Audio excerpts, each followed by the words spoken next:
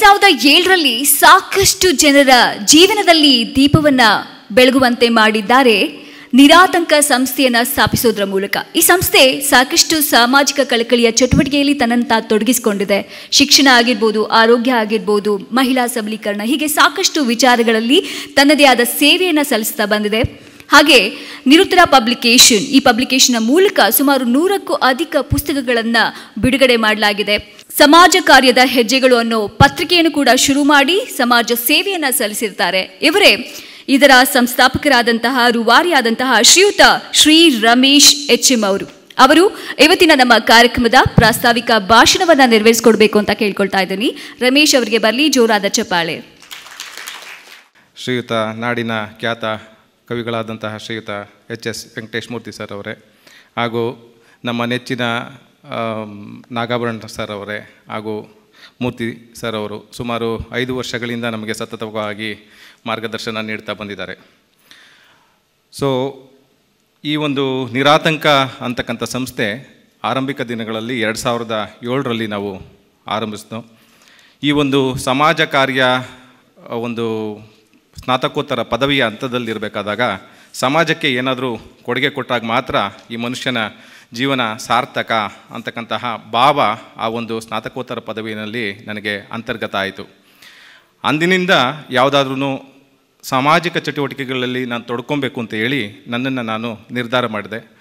ತದನಂತರ ಆಗಿನ ಕಾಲದಲ್ಲಿ 2007ರಲ್ಲಿ ಒಂದು ಬಂಡ ಧೈರ್ಯ ಹಾಗೂ ಸಾಹಸದ ಮೂಲಕ ಏನಾದರೂ ಒಂದು ಮಾಡಬೇಕಲ್ಲ ಅಂತೇಳಿ ನಮ್ಮ ಮನೆಯವ್ರಿಗೆಲ್ಲ ಒಪ್ಪಿಸಿ ಒಂದು ಓಲ್ಡ್ ಏಜ್ ಹೋಮ್ ಮಾಡೋಣ. ಯಾಕೆಂತಂದರೆ ಓಲ್ಡ್ ಏಜ್ ಹೋಮ್ ಮಾಡಿದಾಗ ಬದುಕಿನ ಕೊನೆಘಟ್ಟದಲ್ಲಿರೋರಿಗೆ ನಾವು ಒಂದು ಏನಾದರೂ ಆಶ್ರಯ ಆಗಬೇಕು ಅನ್ನೋ ಒಂದು ಸದುದ್ದೇಶ ಇಟ್ಕೊಂಡು ನಾವು ಆ ಒಂದು ಸಂಸ್ಥೆ ಶುರು ಮಾಡಿದೋ. ಆ ಸಂಸ್ಥೆ ಶುರು ಮಾಡಿದಾಗ ನನಗೆ ವಿಷನ್ ಇದ್ದಿದ್ದು ಆತಂಕವನ್ನು ದೂರ ಸರಿಸಿ ವಿಶ್ವ ಮಾನವ ಸಂದೇಶವನ್ನು ಪಸರಿಸಿ ನೆಮ್ಮದಿಯ ಬದುಕು ನಮ್ಮದಾಗಲಿ ಎನ್ನುತ್ತಾ ಸಮಾನ ಮನಸ್ಕ ಗೆಳೆಯರೆಲ್ಲರೂ ಸೇರಿ ಕಟ್ಟಿದ ಸಹೃದಯಗಳ ತಂಡ ಇದು ನಮ್ಮದಾಗಬೇಕು ಅಂತ. ಯಾವುದೋ ಏನೋ ಒಬ್ಬರೇ ಮಾಡಿಬಿಡ್ತೀನಿ, ಎಲ್ಲ ನನ್ನ ಕೈಯಿಂದನೇ ಆಗುತ್ತೆ, ಜಗತ್ತಿನಲ್ಲಿ ನಾನು ಅಂತಕ್ಕಂಥ ಭಾವ ಬಿಟ್ಟು ಎಲ್ಲರಿಂದನೂ ನಾವೇನಾದರೂ ಒಂದು ಸಮಾಜಕ್ಕೆ ಕೊಡ್ಬೋದು ಅಂತಕ್ಕಂಥದ್ದು ಏನಾದರೂ ಮನಸ್ಸು ಮಾಡಿದಾಗ ಮಾತ್ರ ನಾವೇನಾದರೂ ಸಮಾಜಕ್ಕೆ ಇಲ್ಲ ನಮ್ಮಲ್ಲಿ ಪರಿವರ್ತನೆ ಆಗೋದಕ್ಕೆ ಸಾಧ್ಯ ಅಂತ ನನಗನ್ಸುತ್ತೆ. ಈ ನಿಟ್ಟಿನಲ್ಲಿ ನಾವು ಒಂದು ಓಲ್ಡ್ ಏಜ್ ಹೋಮ್ ಮಾಡಿದೋ. ಸುಮಾರು 2-3 ವರ್ಷಗಳ ಕಾಲ ಅದಕ್ಕೆ ಸತತವಾಗಿ ಪ್ರಯತ್ನಪಟ್ಟು ಶ್ರೀಯುತ ಡಾಕ್ಟರ್ HM ಮರಳಸಿದ್ದೇನವರ ಒಂದು ನೆರವು ಸಹ ಅದಕ್ಕೆ ಸಿಕ್ತು. ಈಗ ದಿವಂಗತ ಡಾಕ್ಟರ್ HS ದೊರೆಸ್ವಾಮಿಯವರವರು ಸಹ ಬಂದು ಉದ್ಘಾಟನೆ ಮಾಡಿದ್ರು. ಹೀಗೆ ಒಂದೊಂದೇ ಚಾಲೆಂಜ್ಗಳನ್ನು ನಾವು ತೆಗೆದುಕೊಳ್ತಾ ಹೋದಾಗ ಬದುಕಿನಲ್ಲಿ ನಾವು ಏನೋ ಶಾಲೆಗಳಲ್ಲಿ ಕಾಲೇಜುಗಳಲ್ಲಿ ಕಲಿಯೋದಕ್ಕಿಂತ ಹೆಚ್ಚಿನದಾಗಿ ಬದುಕಿನ ಕಠಿಣ ಪರಿಸ್ಥಿತಿಗಳನ್ನ ಎದುರಿಸಿದಾಗ ನಮಗೆ ಕಲಿಕೆ ಹೆಚ್ಚಾಗತ್ತೆ ಅಂತ ಹೇಳಿ ಆ ಒಂದು ಚಾಲೆಂಜಸ್ನ ಫೇಸ್ ಮಾಡ್ತಾ ಒಂದು ಹಂತದಲ್ಲಿ ನಾವು ಬರೀ ಇಷ್ಟೇ ಮಾಡಿದ್ರಾಗಲ್ಲ, ನಾವು ಇನ್ನೂ ಏನಾದರೂ ಮಾಡಬೇಕು ಅಂತ ಹೇಳಿದಾಗ ಪಬ್ಲಿಕೇಶನ್ ಹೌಸ್ ಮಾಡೋಣ ಅಂತೇಳಿ ಮಾಡಿದೋ. ಯಾಕೆಂದರೆ ಸಾಹಿತ್ಯವನ್ನು ಓದ್ಕೊಂಬಂದಿದ್ದರಿಂದ ಸಮಾಜ ಕಾರ್ಯ ಕ್ಷೇತ್ರದಲ್ಲೇ ಏನಾದರೂ ಮಾಡೋಣ ಅಂತೇಳಿ ಸಮಾಜ ಕಾರ್ಯದ ಹೆಜ್ಜೆಗಳು ಅಂತಕ್ಕಂತಹ ಒಂದು ಪತ್ರಿಕೆಯನ್ನು ಶುರು ಮಾಡಿ ಸಮಾಜಕ್ಕೆ ಕೊಡುಗೆ ನೀಡಿ ಅಧ್ಯಯನ ಮಾಡಿ ಕೊಡ್ತಕ್ಕಂಥವರು ಇವತ್ತು ಎಲ್ಲ ಆಸ್ಪತ್ರೆಗಳಲ್ಲಿ ಬೇರೆ ಬೇರೆ ಕಡೆ ತೊಡಗಿಸ್ಕೊಂಡಿರೋರು ಸಮಾಜ ಕಾರ್ಯವನ್ನು ಸ್ನಾತಕೋತ್ತರ ಮಟ್ಟದಲ್ಲಿ ಅಧ್ಯಯನ ಮಾಡಿರೋತಕ್ಕಂಥ ಸಂಖ್ಯೆ ಜಾಸ್ತಿ ಇದೆ. ಸೊ ಅವ್ರಿಗೆ ನಾವು ಏನಾದ್ರೂ ತರಬೇತುಗೊಳಿಸಿದ್ರೆ, ಅವ್ರಿಗೆ ಮಾಹಿತಿ ಕೊಟ್ಟರೆ, ಸಾಹಿತ್ಯ ಸೃಷ್ಟಿ ಮಾಡಿದ್ರೆ ಅವ್ರ ಮುಖಾಂತರ ಇಡೀ ಸಮಾಜ ಒಳ್ಳೆಯದಾಗತ್ತೆ ಅನ್ನೋ ದೃಷ್ಟಿಯಿಂದ ನಾವು ಸಾಹಿತ್ಯವನ್ನು ಕನ್ನಡದಲ್ಲಿ ಮತ್ತು ಇಂಗ್ಲೀಷ್ನಲ್ಲಿ ನಾವು ಸತತವಾಗಿ 10 ವರ್ಷಗಳ ಕಾಲ ಸಮಾಜ ಕಾರ್ಯದ ಹೆಜ್ಜೆಗಳು ಅಂತಕ್ಕಂತಹ ಪತ್ರಿಕೆಯನ್ನು ದೇಶ ವಿದೇಶಗಳಲ್ಲಿ ಅಂತಾರಾಷ್ಟ್ರೀಯ ಮಟ್ಟದಲ್ಲಿ ವಿತ್ ISBN ನಂಬರ್ ಹಾಕಿ ನಾವು ಪ್ರಕಟಿಸ್ತಾ ಬಂದು. ಸೊ ಈ ಒಂದು ನಿಟ್ಟಿನಲ್ಲಿ ಇಡೀ ಭಾರತದಾದ್ಯಂತ ಸಮಾಜ ಕಾರ್ಯ, ಸಮಾಜ ಸೇವೆ, ಸಮಾಜಕ್ಕೆ ಏನು ಕೊಡುಗೆ ಕೊಡಬೇಕು ಅಂತಕ್ಕಂಥದ್ದನ್ನು ನಾವು ಬಿಂಬಿಸ್ತಾ ಬಂತು. ಸೊ ಸಮಾಜ ಕಾರ್ಯದ ಹೆಜ್ಜೆಗಳು ಆಯಿತು. ಹೀಗೆ ಮಾತಾಡ್ತಾ ಇರ್ಬೇಕಾದ್ರೆ ಯಾಕೆ ನಾವು ಸಾಹಿತ್ಯ ಕೊರತೆ ಇದೆ. ಈಗ ಯೂನಿವರ್ಸಿಟಿ ಲೆವೆಲ್ಗಳಲ್ಲಿ ಸಾಹಿತ್ಯ ಏನಂತಂದರೆ ಸಮಾಜ ಕಾರ್ಯ ಓದೋರಿಗೆ ಕನ್ನಡದಲ್ಲಿ ಪುಸ್ತಕಗಳಿಲ್ಲ, ಬಟ್ ಅದೇ ಸ್ನಾತಕೋತ್ತರ ಮಟ್ಟದಲ್ಲಿ ಟೀಚ್ ಮಾಡ್ತಾಯಿದ್ದೇವೆ. ಸುಮಾರು 400-500ಕ್ಕಿಂತ ಹೆಚ್ಚು ಕಾಲೇಜುಗಳಿದ್ದಾವೆ. ಹಾಗಾಗಿ ಸಮಾಜ ಕಾರ್ಯ ಕ್ಷೇತ್ರಕ್ಕೆ ಸಿಲೆಬಸ್ ಆಧಾರಿತವಾಗಿ ಕೇಸ್ ವರ್ಕ್ ಇರ್ಬೋದು, ಗ್ರೂಪ್ ವರ್ಕ್ ಇರ್ಬೋದು, ಕಮ್ಯುನಿಟಿ ಆರ್ಗನೈಸೇಷನ್ ಇರ್ಬೋದು, ಸಮಾಜ ಕಾರ್ಯದ ಸಿಲೆಬಸ್ ಓರಿಯೆಂಟೆಡ್ ಏನಾದರೂ ಪುಸ್ತಕಗಳು ಇವತ್ತು ನಾವು ಪ್ರಕಟ ಮಾಡಿದ್ದೀವಿ ಅಂತಂದರೆ ನಮ್ಮ ಸಂಸ್ಥೆ ಮಾತ್ರ ಇಡೀ ಕರ್ನಾಟಕದಲ್ಲಿ, ಇಡೀ ಭಾರತದಲ್ಲಿ. ರಾವತ್ ಪಬ್ಲಿಕೇಶನ್ಸ್ ಇಂಗ್ಲೀಷಲ್ಲಿ ಮಾಡಿದ್ದಾರೆ, ಬಟ್ ಆದರೆ ನಾನು ಹೆಮ್ಮೆಯಿಂದ ಹೇಳ್ಕೊಳ್ಬಹುದು 100ಕ್ಕೂ ಹೆಚ್ಚು ಪುಸ್ತಕಗಳನ್ನ ನಮ್ಮ ಸಂಸ್ಥೆಯಿಂದ ನಾವು ಪಬ್ಲಿಷ್ ಮಾಡಿದ್ದೀವಿ ಅಂತ ಹೇಳ್ತಾ. ಸೊ ಈ ಎಲ್ಲ ಒಂದು ಹಂತಗಳನ್ನು ಪತ್ರಿಕೆ, ಓಲ್ಡ್ ಏಜ್ ಹೋಮು, ಪಬ್ಲಿಕೇಶನ್ಸ್ ಈ ಥರ ಮಾಡ್ಕೊಂಡು ಬಂದಾಗ ಒಂದು ಕಡೆ ನಾನು ಸಮಾಜ ಕಾರ್ಯ HR ಪ್ರೊಫೆಷನಲ್ಲಿ ಒಂದು 2 ವರ್ಷ ಕೆಲಸ ಮಾಡಿದ್ರಿಂದ ನಮ್ಮ ಹಳೆ ಸ್ನೇಹಿತರೆಲ್ಲ HR ಮಟ್ಟದಲ್ಲಿ ಮಾನವ ಸಂಪನ್ಮೂಲ ಅಧಿಕಾರಿಗಳಾಗಿದ್ದರು. ಹೀಗೆ ನಾವು ಏನಪ್ಪ ಮಾಡೋದು ಈ ಮುಂದಕ್ಕೆ ಅಂತ ನಾನು ಯಾವಾಗಲೂ ಒಂಟಿಯಾಗಿ ಏನೋ ಮಾಡ್ತೀನಿ ಅಂತ ಹೋಗುವಂಥ ಪ್ರವೃತ್ತಿ ಬೆಳೆಸ್ಕೊಂಡಿಲ್ಲ. 10 ಜನನ ಕೇಳಿ 10 ಜನ ಕೈ ಹಾಕಿದ್ರೆ ಎಲ್ಲರೂ ಸೇರಿ ಏನೋ ಮಾಡೋಣ ಅಂತ ಹೇಳ್ತಕ್ಕಂಥ ಒಂದು ಮನೋವೃತ್ತಿ ಇರ್ತಕ್ಕಂಥವನು. ಹಾಗಾಗಿ ನಾವು ಕೇಳಿದಾಗ ಇಲ್ಲ ಇದು ಒಂದು HR ತರಬೇತಿ ಕಾರ್ಯಕ್ರಮಗಳನ್ನು ನಾವು ಮಾಡೋಣ ಅಂತ ಹೇಳಿ ನನ್ನ ಸ್ನೇಹಿತರು ಸಜೆಸ್ಟ್ ಮಾಡಿದ್ರು. ಆಗ ನಾವು ಗ್ರಾಮೀಣ ಭಾಗದಿಂದ ಬಂದಂತಹ ವಿದ್ಯಾರ್ಥಿಗಳಿಗೆ ತರಬೇತಿ ತರಗತಿಗಳನ್ನ ಮಾಡೋಣ ಅಂತೇಳಿ 5 ವರ್ಷಗಳ ಹಿಂದೆ ನಾವು ಒಂದು ಚಿಕ್ಕ ಒಂದು ಕನ್ಯಾಕುಮಾರಿ ವಿದ್ಯಾಸಂಸ್ಥೆ ಅಂತೇಳಿ ಸಾಮಾನ್ಯ ಮಟ್ಟದ ಒಂದು ಸರ್ಕಾರಿ ಶಾಲೆ ಥರ ಅಲ್ಲಿ ನಾವು ಶುರು ಮಾಡಿದೋ. ಆಗ ನಮ್ಮ ರಾಜ್ಯಾದ್ಯಂತ ಅದು ಫೇಸ್ಬುಕ್ ಲೈವಲ್ಲಿ ಹೋಗೋದು. ಸುಮಾರು ನಾವು ಏನಾದರೂ ಇನ್ವೈಟ್ ಮಾಡಿದ್ರೆ ಒಂದು 100-150 ಜನ ಬರೋರು. ಆವಾಗ ನಾವು ಚರ್ಚೆ ಮಾಡ್ತಾ ಇದ್ದಾಗ ಬೇರೆ ಬೇರೆ ಕಡೆ ಈ ಥರ ಬೇರೆ ರಾಜ್ಯದವರಲ್ಲೂ ಸಹ ಮಾನವ ಸಂಪನ್ಮೂಲ ಅಧಿಕಾರಿಗಳು ಅದೇ ರಾಜ್ಯದವರೇ ಇರ್ತಾರೆ, ನಮ್ಮ ಕರ್ನಾಟಕದಲ್ಲಿ ಮಾತ್ರ ಎಲ್ಲ ರಾಜ್ಯದವರು ಬಂದಿದ್ದಾರೆ ಅಂತ ಹೇಳಿ ಒಂದು ಚರ್ಚೆ ಬಂತು. ಹಾಗಾಗಿ ಬೇರೆ ಕಡೆನೂ ಸಮ್ಮೇಳನ ನಡೀತಾ ಇದ್ದಿದ್ದರಿಂದ ನಾವ್ಯಾಕೆ ಮಾಡಬಾರ್ದು ಅಂತಕ್ಕಂಥ ಒಂದು ಪ್ರಶ್ನೆ ಉದ್ಭವ ಆಯಿತು. ಹಾಗಾಗಿ ನಾವೆಲ್ಲರೂ ಮಾಡ್ಬೋದು ಅಂತೇಳಿ ನಾವು ಆಗ ಶ್ರೀಯುತ SN ಮೂರ್ತಿ ಸರ್ ಅವ್ರನ್ನ ಮತ್ತು BC ಪ್ರಭಾಕರ್ ಸರ್ ಅವ್ರನ್ನ ಕೇಳಿದಾಗ ಇಲ್ಲ ಇದು ಒಳ್ಳೆಯದು ಮಾಡಿ ಅಂತೇಳಿ ನಾವು ಈ ಒಂದು ಹಿನ್ನೆಲೆ ನಮ್ಮ ಒಂದು ಸಂಸ್ಥೆಗೆ ಬಂತು. ಹಾಗಾಗಿ ನಾವು ಮಾಡೋಣ ಅಂಥೇಳಿ ನಾವು ಸಮಾನ ಮನಸ್ಕ ಗೆಳೆಯರೆಲ್ಲರೂ ಒಗ್ಗೂಡ್ದು ಚರ್ಚೆ ಮಾಡ್ದು. ದೀರ್ಘಕಾಲದ ಚರ್ಚೆ ಏನಂತಾರೆ ಕೆಲವೊಂದು ಆಬ್ಜೆಕ್ಟಿವ್ಸ್ ಇಟ್ಕೊಳ್ಳೋಣ ಅಂಥೇಳಿ ಮಾನವ ಸಂಪನ್ಮೂಲ ವೃತ್ತಿನರ ಥರ ಒಂದು ಕನ್ನಡ ಬಳಕೆಯನ್ನು ಪ್ರೋತ್ಸಾಹಿಸಬೇಕು, ಕ್ಷೇತ್ರಕ್ಕೆ ಸಂಬಂಧಪಟ್ಟಂತಹ ಸಾಹಿತ್ಯವನ್ನು ವೃದ್ಧಿ ಮಾಡಬೇಕು, ಮತ್ತು ಆ ಕ್ಷೇತ್ರದಲ್ಲಿ ಕೆಲವು ಎಲೆ ಮರೆ ಕಾಯಿಗಳ ಥರ ಸಂಸ್ಥೆಗಳು ತುಂಬ ಒಳ್ಳೆಯ ಕೆಲಸ ಮಾಡ್ತಿರ್ತಾರೆ, ಅವ್ರನ್ನ ಗುರುತಿಸಬೇಕು, ಮತ್ತು ಭವಿಷ್ಯದ ಮಾನವ ಸಂಪನ್ಮೂಲ ನಿರ್ವಹಣೆಯನ್ನು ಉತ್ತಮವಾಗಿ ನಿರ್ವಹಿಸೋದಕ್ಕೆ ಯಾವ ರೀತಿ ಕೆಲಸ ಮಾಡಬೇಕು ಅಂತೇಳಿ ಕೆಲವೊಂದು ಆಬ್ಜೆಕ್ಟಿವ್ಸ್ನ ಇಟ್ಕೊಂಡು ಅದರ ಮೇಲೆ ನಾವು ಈಗ ಗೊತ್ತು ಏನಂತಾರೆ ಒಂದು ಗುಂಪು ಅಂತಂದಾಗ ನಾವೇನೋ ಮಾಡೋಕ್ಕೆ ಹೋದಾಗ ಹಲವಾರು ರೀತಿಯಾದಂಥ ಎಲ್ರಿಗೂ ಒಪ್ಪಿತವಾದ ರೀತಿಯಲ್ಲಿ ಮುಂದಕ್ಕೆ ಹೋಗಲ್ಲ. ಹಾಗಾಗಿ ಮೆಜಾರಿಟಿ ಏನು ಬರುತ್ತೋ ಅದಕ್ಕೆ ನಾವು ಮುಂದುವರೋಣ ಅಂತೇಳಿ ಆ ಒಂದು ಪ್ರಿನ್ಸಿಪಲ್ಸ್ ಮೇಲೆ ನಾವು ಮುಂದಕ್ಕೆ ಹೋದೋ. ಸೊ ಈ 5 ವರ್ಷಗಳಲ್ಲಿ ನಾವು ಹಲವು ಮಾನವ ಸಂಪನ್ಮೂಲ ಸಾಧಕರನ್ನು ಗುರುತಿಸಿದ್ದೇವೆ. ಕೈಗಾರಿಕೆ ಹಾಗೂ ಮಾನವ ಸಂಪನ್ಮೂಲ ಕ್ಷೇತ್ರಕ್ಕೆ ಸಂಬಂಧಿಸಿದ ಹಲವು ಮಹತ್ವದ ಕೃತಿಗಳನ್ನು ನಾವು ಪ್ರಕಟಿಸಿದ್ದೇವೆ. ಶ್ರೀಯುತ ರಾಮ್.ಕೆ. ನವರತ್ನರವರ ಮಾನವ ಸಂಪನ್ಮೂಲ ಮಾರ್ಗದರ್ಶಿ ಇರ್ಬೋದು, ಹಾಗೆಯೇ GN ಶೇಖರ್ ಅವರ ಶ್ರೀಯುತ ಗೋವಿಂದರಾಜು ಅವರ ಮ್ಯಾನೇಜಿಂಗ್ ಲೇಬರ್ ರಿಲೇಷನ್ಸ್ ಇರ್ಬೋದು, ಹಾಗೆಯೇ ಶ್ರೀಯುತ ಶೇಖರ್ ಅವರ ಬದುಕು ಬದಲಾಯಿಸಿದ ಕನ್ನಡಗಳು, ಗೆಲುವು ಹಾಗೂ 365 ಕೋಟ್ಸ್ ಅಂತ ಹೇಳಿ ಅದು ಇರ್ಬೋದು, ಮತ್ತು ಡೆಪ್ಯೂಟಿ ಲೇಬರ್ ಡೈರೆಕ್ಟರ್ ನಾರಾಯಣಪ್ಪನವರ a guide to factories act ಆ ಪುಸ್ತಕ ಇರ್ಬೋದು. ಈಗ ಇವತ್ತಿನ ಸಂದರ್ಭದಲ್ಲಿ ನಾವು ವಿಠಲ್ ರಾವ್ ಅವರ labour reforms, present labour laws and upcoming labour codes ಬಗ್ಗೆ ಅತ್ಯಂತ ಸುಂದರವಾದಂತಹ ಒಂದು ಪುಸ್ತಕ ಅಂತಂದರೆ ಅದನ್ನು ನೋಡಿದ್ರೆ ನನಗೆ ಆಶ್ಚರ್ಯ ಆಗೋಯ್ತು. ನಮ್ಮ DTP ಮಾಡತಕ್ಕಂಥ ಹುಡುಗ ಸರ್ ಈ ಪುಸ್ತಕ ತುಂಬ ಸಖತ್ತಾಗಿ ಮಾರುಕಟ್ಟೆ ಆಗುತ್ತೆ ಸರ್, ಹೆಂಗೆ ಬರೆದಿದ್ದಾರೆ ಸರ್ ಅಂತೇಳಿ ಅವನು ಸುಮಾರು ಒಂದು 500ಕ್ಕಿಂತ ಹೆಚ್ಚು ಪುಸ್ತಕಗಳನ್ನ ಮಾಡಿದ್ದಾನೆ. ಸುಮಾರು 15 ವರ್ಷ ಅವನಿಗೆ ವಿದ್ಯೆ ಇದೆ. ಅವನು ಆ ಥರ ಒಪಿನಿಯನ್ ಕೊಟ್ಟಿದ್ದು ಇದೇ ಮೊದಲು.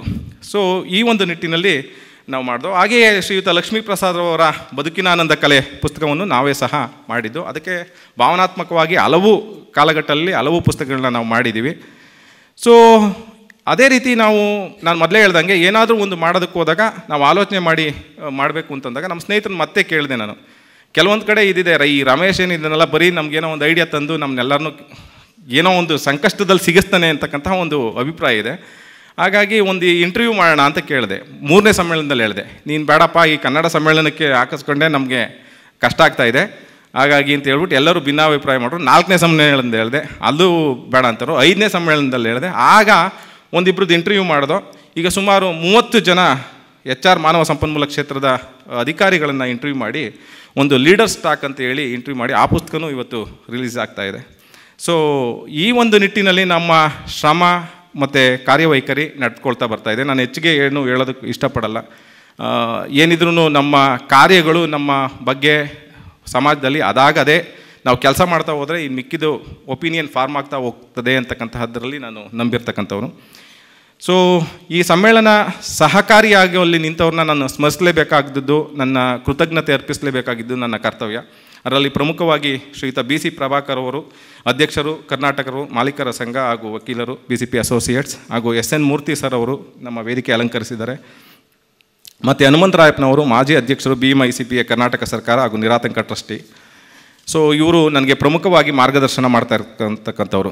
ಆಮೇಲೆ ಸಮ್ಮೇಳನ ಮೊದಲ ವರ್ಷ ಹುಟ್ಟಿ ಹಾಕಿ ಇದುವರೆಗೂ ನನಗೆ ನನ್ನ ಏನೇನು ಕಷ್ಟಗಳನ್ನ ಕೊಟ್ಟಿದ್ದನೋ ಅದನ್ನೆಲ್ಲ ಸಹಿಸ್ಕೊಂಡು ಇಷ್ಟು ವರ್ಷ ತಂಡವಾಗಿ ಭಿನ್ನಾಭಿಪ್ರಾಯಗಳಿದ್ದರೂ ಸಹ ನಾನೇನೇ ಏನಂತ ಅಂದರೆ ಮಧ್ಯರಾತ್ರಿ ಕರೆದ್ರೂ ನನಗೆ ಸಹಕಾರ ನೀಡ್ತಾ ಇರ್ತಕ್ಕಂಥವ್ರು ಶ್ರೀಯುತ BK ಕೆಂಪೇಗೌಡರು, ಪ್ರಧಾನ ವ್ಯವಸ್ಥಾಪಕರು GE ಕಂಪನಿ. ಹಾಗೆ ಶ್ರೀಯುತ ಪ್ರಕಾಶ್ ಅವರು RM, ಇವರು ಸಹ ನಮ್ಮ ಸೊಲೈಸ್ ಅಂತಕ್ಕಂಥ ಒಂದು ಕಂಪ್ನಿಗೆ ಹೋಗಿದ್ದಾರೆ. ಸೊ ಅದೇ ರೀತಿ ಶ್ರೀಯುತ GN ಶೇಖರ್ ಅವರು ಬಿಸೆ ಮ್ಯಾನುಫ್ಯಾಕ್ಚರಿಂಗ್ ಪ್ರೈವೇಟ್ ಲಿಮಿಟೆಡ್, ಮತ್ತು ಶ್ರೀಯುತ ಜಯರಾಮ್ ಅವರು. ಇವರು 4 ಜನ. ಯಾಕೆಂದರೆ ನಾನು ಇದು ಲಾಸ್ಟ್ ವರ್ಷದ ಭಾಷಣ ರಾತ್ರಿ 1 ಗಂಟೆ ತನಕ ವರ್ಕ್ ಮಾಡಿದ್ರಿಂದ ಅವ್ರ ಕಂಪ್ನಿ ನೇಮ್ಗಳನ್ನ ಹಾಗೆ ಇಟ್ಕೊಂಡಿದ್ದೀನಿ. ಸೊ ಹಳೆ ಕಂಪ್ನಿ ನೇಮ್ಗಳಿದೆ. ಸೊ ನಂತರ ನಮ್ಮ ತಂಡದಲ್ಲಿ ಸಕ್ರಿಯವಾಗಿ ತುಂಬ ಉನ್ನತ ಹಂತದಲ್ಲಿದ್ದರೂ ಸಹ ನಮ್ಮ ಜೊತೆ ಯಾವಾಗ ನಮ್ಮ ಮೀಟಿಂಗ್ ಕರಲಿ ಅನುಕೂಲ ಮಾಡ್ಕೊಂಡು ಬರ್ತಕ್ಕಂಥದ್ರಲ್ಲಿ ಪ್ರಪ್ರಥಮ ಹೆಸರು ಡಾಕ್ಟರ್ GP ನಾಯಕ್, ನಿರ್ದೇಶಕರು ಟ್ಯಾಲೆಂಟ್ ಅವೆನ್ಯೂಸ್.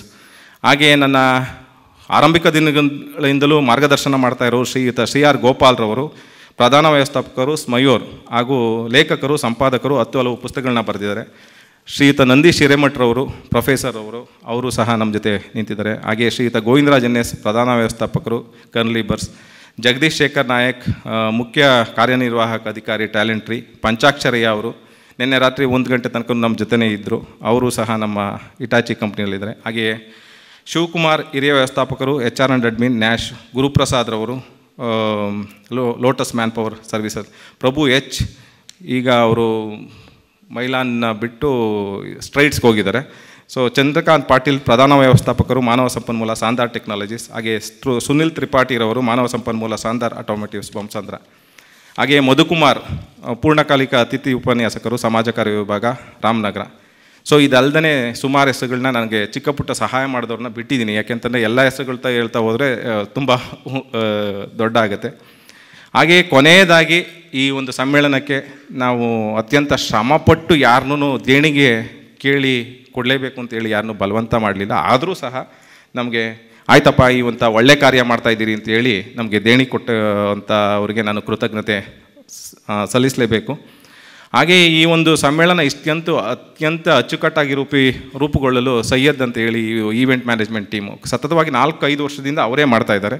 ಸೊ ಅವ್ರಿಗೆ ಈ ಒಂದು ಕೃತಜ್ಞತೆಗಳನ್ನು ಅರ್ಪಿಸ್ತಾ ನಾನು ಈ ಒಂದು ಸಮ್ಮೇಳನ ಆಯೋಜನೆ ಮಾಡುವಂಥ ಸಂದರ್ಭದಲ್ಲಿ ಚಿಕ್ಕ ಪುಟ್ಟ ವ್ಯತ್ಯಾಸಗಳಾಗಿರ್ಬೋದು, ಕೆಲವೊಂದು ಟೈಮು ನನ್ನ ಒಂದು ಗಮನಕ್ಕೆ ಬಾರದೆ ಏನಾದ್ರೂ ಯಾರಾದರೂ ಮನಸ್ಸು ನೋಯಿಸಿದರೆ ನಾನು ಕ್ಷಮೆ ಕೋರ್ತಾ ಈ ಒಂದು ಸಮ್ಮೇಳನವನ್ನು ಸಂಪೂರ್ಣವಾಗಿ ನೀವು ಆನಂದಿಸಿ.